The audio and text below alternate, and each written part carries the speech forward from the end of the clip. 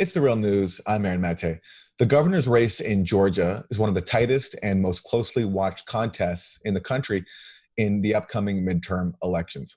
And now it's also at the epicenter of the national fight against voter suppression. Last week, the Associated Press revealed that over 53,000 voter registration applications are on hold at the office of the Georgia Secretary of State. That Secretary of State happens to be the Republican candidate in the governor's race, Brian Kemp. Nearly 70% of the voters on Kemp's list are Black. They're being held up under a system known as exact match, which flags potential name discrepancies between a voter's registration and their official ID. Kemp's opponent, Stacey Abrams, said she's deeply worried of a voter purge. What happens is if you have a hyphen in your last name, if you have a difficult spelling, if anyone misspells or leaves out anything, they can use that as basically as a reason to not process your registration. And that means that about 53,000 Georgians currently have their registrations in pending status. Technically, they can cast provisional ballots, but provisional ballots are often not processed. And so we're deeply worried that 53,000 people, 70% of whom are African American, will be disenfranchised in this election. Abrams is vying to be the nation's first female Black governor. A coalition of civil rights groups has filed suit against Kemp, and the Abrams campaign is calling on him to resign as Georgia's Secretary of State. Polls show the two candidates are neck and neck, and so a purge of some 50,000 voters could prove decisive. Joining me is Anoa Changa, attorney and host of the podcast The Way with Anoa. Welcome, Anoa. So what is going on here? As I understand it, this list, the names being held up on this list, doesn't mean they can't vote, but it could mean that they run into problems when they show up, right?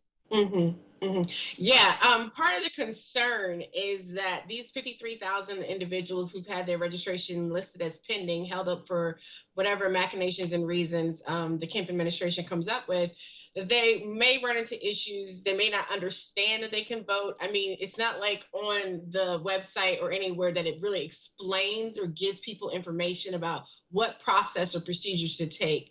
As Abrams noted, as others have noted, there is concern about whether or not those at working the polls would actually let people vote. So we're really encouraging people to make sure they know the election protection number. Even the party here has set up a 24-hour hotline to make sure that even this additional hurdle does not keep people from accessing the ballot.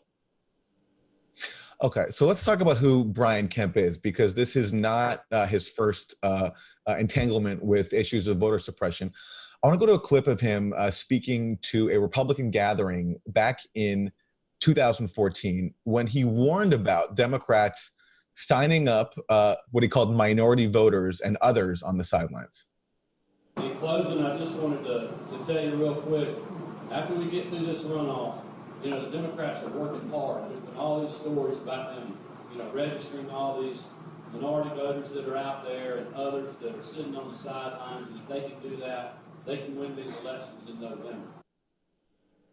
So that's Brian Kemp, the now Secretary of State and candidate for governor for Georgia Republicans, speaking in 2014. And again, that quote, in case it was hard to hear, is registering all these minority voters out there and others that are sitting on the sidelines. So Noah, talk about his record, including him filing suit against Stacey Abrams' group, the New Georgia Project, for their efforts to sign up voters. Yeah, so Brian Kemp has a longstanding vendetta, as you've already heard, against the increase in registrations of those voters of color who exist in the state who have been previously unregistered. It is definitely something that gives him and the rest of the Republican Party fear here because they won't be able to maintain control.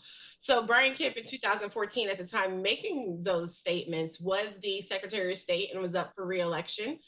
And at the time, New Georgia Project had been formed and was working alongside other groups to undertake voter registration of, you know, Black, Latino, and AAPI voters, as well as those voters who were between the ages of 17 and 35 of all races.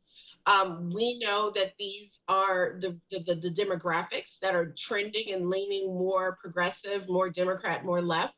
And that here in Georgia, when we look at, you know, the expansive changes in our demography, that these are the voting populations that we do need to tip this state away from the red conservative control that it's been under for the last 20 years. So Brian Kemp There are several different lawsuits that you can just look up and find of him having to be forced to enforce the law properly. He sent impermissible, inactive notices to voters who were registered properly within their county last summer and was just challenged by the ACLU, and they reached a settlement. In 2016, he was sued by the Lawyers Committee for Civil Rights Under the Law, along with several other groups, on this particular issue of exact match. And they reached a settlement in, I think it was February 2017. So this is an issue, this current exact match issue has already been litigated in terms of what his, as Secretary of State's office, ought to be doing, how they ought to be informing the boards of elections, who can then in turn properly inform the poll workers, and that simply has not happened. Like there's countless lawsuits, but he has specifically targeted Stacey Abrams and the New Georgia Project, even trying to pursue criminal charges in terms of voter registration, and ultimately had to exonerate and clear everyone of wrongdoing. So this has been a long-standing issue, but it's also part of a bigger effort that we have seen post-Shelby in this country to disenfranchise and deny access to the ballot of those who don't fit in particular sensibilities of voting patterns. The numbers in Georgia are pretty staggering. So Kemp's office has nixed the voter registrations of some 1.4 million voters, including 670,000 just in 2017, last year alone. And, you know, speaking of his record there, you have that case of the Quitman 11, where after the town of Quitman elects a number of Black members to the local school board, Kemp's office comes in and investigates them, charges them with felonies. Later on, they were acquitted, but it's, you know, it entailed, you read the reports about it, even police going door to door to interrogate voters and those who signed him up. So the history here, I don't think is very much known outside of Georgia. It's really a chilling effect, and particularly to be the child of activists, you never really believe that the things that we learn about that our, you know, predecessors fought for, particularly when we're talking about being here in the South in the 60s and the legacy of voting rights and that struggle, I never imagined that, you know, however many 50 years later, we'd be having a very similar battle. I won't say it's exactly the same, but it's very similar. I mean, folks down in the southern part of Georgia have been advocating frequently, trying to make sure that people have access to the ballot and are able to, vote. And like you just mentioned, you know, this case, you know, that happened, I think it was in 2010, that is a chilling effect on anyone who is trying to get out here and do that work. So you had a lot of people who were actually trying to do what they thought was the right thing, who were then threatened with not just a fine, but actual, like you said, felonies. Like that type of stuff harkens back to what we have learned about from the 60s. Even his recent comments about people being outside agitators, that harkens back to the same language and vitriol we know of from the 60s. I mean, we are really fighting tooth and nail for the soul of this state right now. Mm.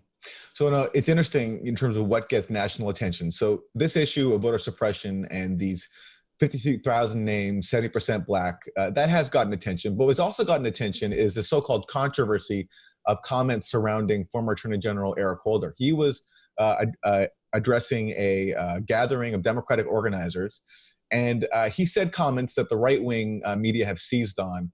And let's play what Eric Holder said. But Michelle says that, you know, when they go low, we go high. No. When they go low, we kick them.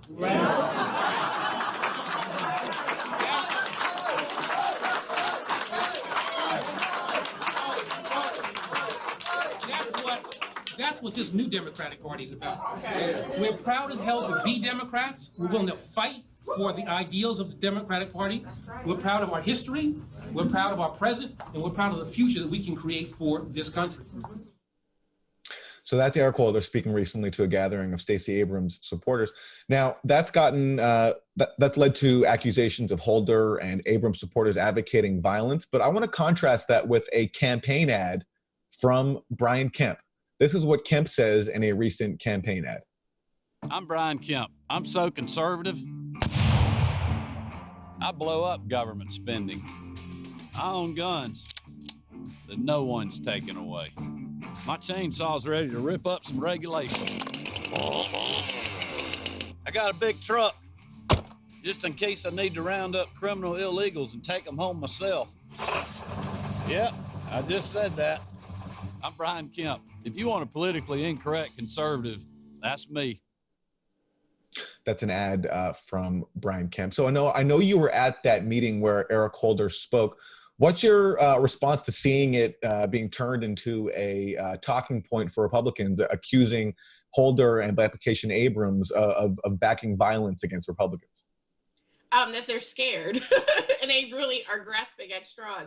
That wasn't just simply a meeting of supporters. That was actually a volunteer kickoff for phone banking and canvassing for statewide candidates, as well as for those running for the state House and House Regina Lewis Ward in House District 109 here in Georgia, and El Mahdi Holly, who's running in House District 111.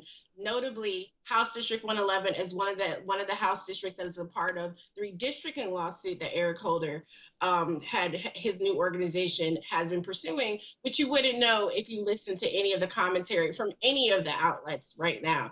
I think when he's speaking in particular to that group of people down in Henry County who are literally fighting for democracy to be actually enforced and for people to have the right to select their representatives and not the other way around, his comments were perfectly fine. I mean, it's a euphemistic phrase, you know what I'm saying? We talk about fighting for our values and issues. That doesn't mean we're literally going out in the street boxing, unlike those who actually back and support conservative and Republican candidates, right? We've just seen in New York with the Proud Boys. We've actually seen the Proud Boys all over the country, you know, leading very violent actions, and the Republicans just shrug. Like you showed Brian Kemp's commercial, he has had very, very violent rhetoric as a part of his campaigning. He has very violent individuals supporting him who he has not denounced, such as several white nationalist groups, including some who appeared at an event for veterans last month, who not only verbally accosted a Black woman veteran supporting Abrams, but also threatened violence if Brian Kemp lost. So the Republicans are not really concerned that somehow this is being violent. They're hoping to actually make Democrats feel bad about standing strong on values and making them backtrack. And so I was glad to see Eric Holder tweet out that this was just, you know, nonsense, that they're trying to create a big hoopla over nothing. Because quite honestly, we need Democrats actually standing up strong on values and actually galvanizing people on what matters. Eric Holder also said during that comment, that was about a 15-minute speech, which I have the full video on because I recorded it, that he wasn't saying that people need to go out and do anything illegal, unlike Brian Kemp, who's advocating for kidnapping of individuals under the suspicion that they're, you know, undocumented. Right, like Brian Kemp and his constituents are actually advocating criminal activity, right?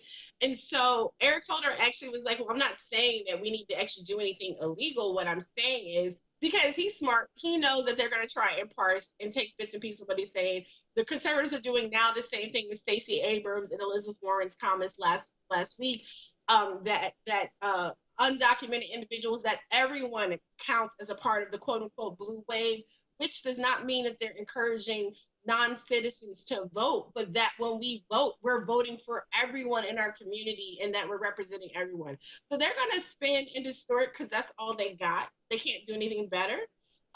It is important that we make sure people are going to stand on the strong issues and not backtrack when they speak. I mean, what Eric Holder said is perfectly fine, because a lot of us have rolled our eyes at Michelle Obama's, you know, statement about taking the high road and not even bothering. No, we need to get down there and fight them tooth and nail because they're wrong and they lie. Anoa Changa, attorney, host of the podcast, The Way with Anoa. Thank you. Thank you. And thank you for joining us on The Real News.